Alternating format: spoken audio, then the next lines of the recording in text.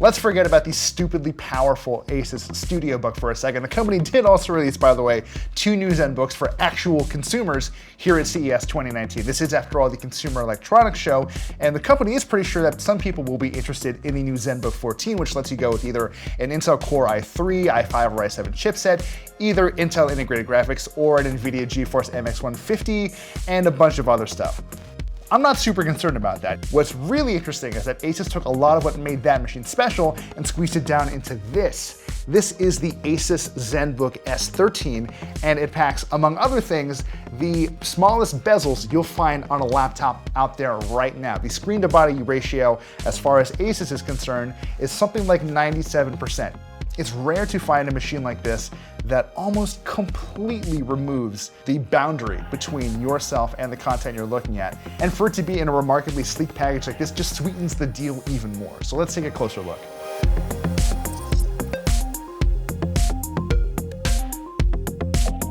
In a lot of ways, it feels like the ZenBook S13 is the polar opposite of the StudioBook. It's remarkably portable. It weighs, for example, just a hair over 1 kilogram. It does have, again, very trim bezels around this 13.9-inch LED backlit display, which, by the way, looks really good.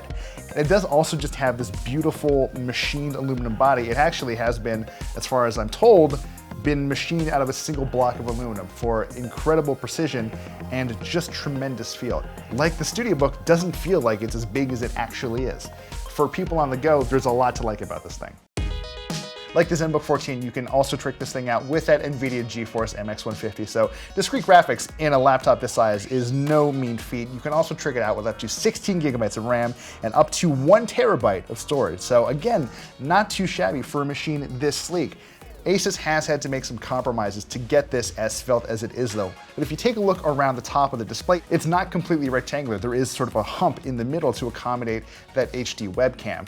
It's a small concession to make, but I honestly think it works to the user's benefit because you now have a little nub that makes it much easier to open the display with one hand. And by the way, I should also mention that the machine doesn't move at all when you do so, which is again impressive considering how light this thing is. Now, if you're anything like me, you're probably used to coming across thin and light machines that just screw you on ports. And thankfully, that's not the case here. We do have 2 USB-C 3.1 ports, so that allows you to go fast charging, allows you to do data transfer really quickly, and hook up external displays to this thing. There's also a full-size USB 3.1 Type A port, so you can plug in all of your traditional accessories just fine, and a micro SD slot. That's not great, frankly, because I don't use those, and I don't think a lot of people do, especially when you're pulling cards out of a camera, but it's there if you need it. And thankfully, in typical Asus fashion, the trackpad and the keyboard don't take a hit when you're working with a body this small. The key travel and the space feels remarkably good. Maybe not quite Lenovo good, but it's very close, at least as far as I'm concerned. There's a lot to like about this thing, and we're really looking forward to spending more time with this. And don't tell Asus, but I kind of want to take this with me and try it out for the rest of the show, but we'll see how that goes. In the meantime, stick around for more coverage here at CES 2019. Keep it locked on Engadget, and we'll be back with a whole lot more.